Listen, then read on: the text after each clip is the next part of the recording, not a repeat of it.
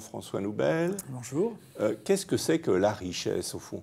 Vous avez beaucoup travaillé la question de l'argent. Qu'est-ce que c'est que l'argent? Qu'est-ce que c'est que l'économie? Qu'est-ce que c'est que même une véritable richesse? Et vous êtes amené petit à petit à décloisonner complètement ces concepts qui ont été petit à petit formatés par ce qu'on a appelé l'économie contemporaine, l'économie moderne. C'est d'autant plus intéressant que la création de valeur est un élément clé de tous les écosystèmes innovants qu'on découvre dans le monde. Mais est-ce que cette création de valeur, il ne faut pas en élargir le sens? Oui, je crois que déjà la société à intelligence collective pyramidale a créé un système global fondé autour de l'argent et qui nous amène à ce qu'on appelle une confusion ontologique qui confond richesse et argent. D'ailleurs, quand on désigne quelqu'un comme riche, on pense à son compte en banque et à combien d'argent il a. Donc ça nous oblige, si on veut sortir de cette ornière-là ou de cette limitation-là, puisqu'aujourd'hui ça constitue une limitation que de tout ramener à de l'argent ou à de la valeur monétaire, ça nous oblige à repenser les fondamentaux, et notamment le terme richesse. Et finalement, quand on fait un peu de brainstorming avec les gens, on leur demande « mais vous définissez la richesse comme quoi ?» Et là, s'ils réfléchissent un peu, ils vont dire « bah oui, bien sûr, avoir un toit, heureux avec sa famille, bien dans son boulot », enfin chacun a ses façons de le dire, mais il n'y a pas que des richesses dites mobiles, échangeables, donc les choses qui circulent de main en main. La qualité d'un écosystème, une biodiversité, la beauté d'un paysage, le sourire d'un enfant. Il s'agit d'autant de richesses non marchandes. Et donc, effectivement, les recherches nous ont amenés à voir, à comprendre que derrière le terme richesse, il y avait en fait différentes couches un petit peu en oignon, comme ça, qui s'emboîtent les unes les autres, même ce qu'on appelle techniquement parlant, je vais dire un gros mot, mais une holarchie. Ça veut dire que chaque système, chaque couche emboîte vraiment les nouvelles. Et finalement, on peut déjà définir une richesse comme tout ce que nous désignons comme richesse.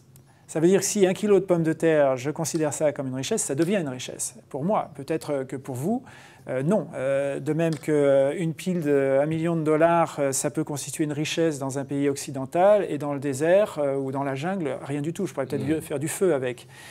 Donc il y a un aspect parfois relatif de la richesse, mais en tout cas, il y a toujours déjà ce premier grand ensemble inclusif qui dit qu'une richesse devient une richesse à partir du moment où on la désigne, on la reçoit, on la perçoit comme telle. Et ça s'avère très important parce qu'ensuite, dans ce grand univers, on va avoir des sous-parties inclusifs, un peu comme des poupées russes de différentes formes de richesse. Et bien comprendre ça, ça nous donne vraiment un cahier des charges de tout ce qu'on peut designer, concevoir comme technologie post-argent. Ça veut dire où on veut vraiment imaginer des sociétés qui vont au-delà de l'argent, qui sortent des limitations de l'argent, pas contre l'argent, mieux que l'argent. Pourquoi il faut sortir de l'argent, justement, alors?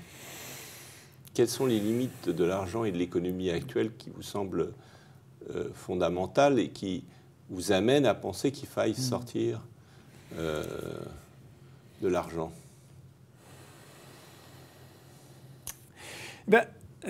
Déjà, il faut comprendre un petit peu comment l'argent, ce système monétaire fonctionne. Alors, on a un peu de temps pour ça, mais techniquement parlant, on désigne l'argent comme un système de monnaie dite rare. Il suffit de jouer au Monopoly. Finalement, le Monopoly crée un système simplifié de l'argent, mais les fondamentaux restent les mêmes. Et très vite, on voit que la majeure partie des joueurs, avant qu'ils aillent dans la banqueroute générale, font l'expérience de la rareté de l'argent. Ils n'ont plus les moyens d'eux. Et pourtant, ils ont bien des richesses. Ils pourraient continuer à s'échanger des choses, mais l'outil fait défaut. Il manque d'argent. On parle de sous-monétarisation. Cette rareté artificielle de l'outil sert très très bien, fonctionne très bien, s'avère on va dire, tout à fait fondamentale dans les civilisations à intelligence collective pyramidale. Parce que là où il y a concentration des pouvoirs, il y a concentration de l'argent. Là où il y a concentration de l'argent, il y a concentration des pouvoirs. Avec toute la gradation entre les formes centralisées et puis les chaînes de commandement et les différentes classes sociales. Oui, puis on pourrait même dire que cette rareté est nécessaire pour que le roi, entre guillemets, ou celui qui est au sommet de la hiérarchie, puisse dire aux autres, voilà, écoutez, si vous voulez avoir de l'argent, il faut que vous m'obéissiez.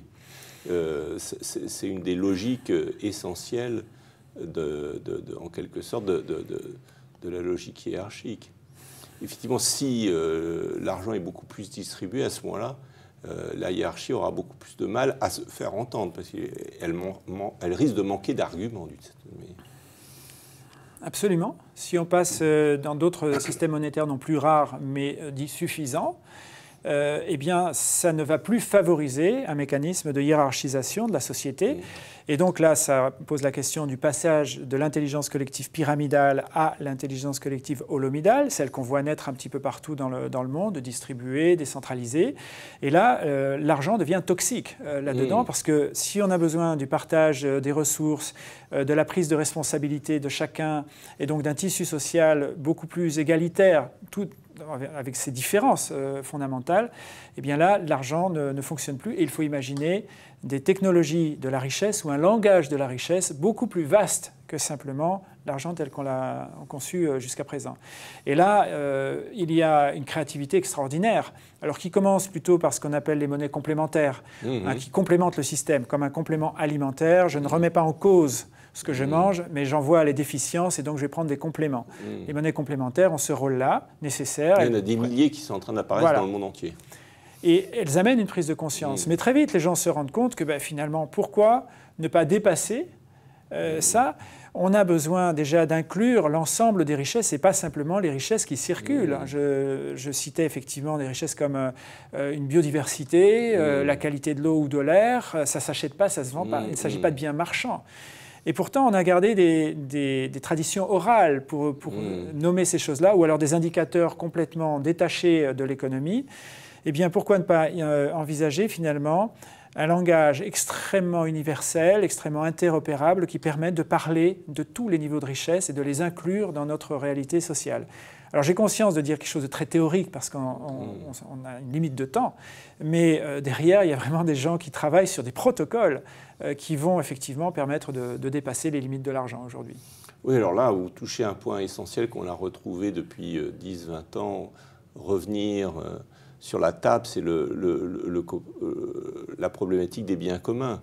Le drame des biens communs, parce qu'ils sont des biens communs, des biens collectifs, ne sont pas pris en compte par les comptabilités nationales et qui fait que tout le monde y puise et finalement après ils s'effondrent, voire par exemple les poissons de l'océan, destruction de 70% je crois de la biodiversité des océans avec la possibilité de se retrouver devant des océans vides très bientôt, destruction de l'air respirable, destruction de l'eau buvable.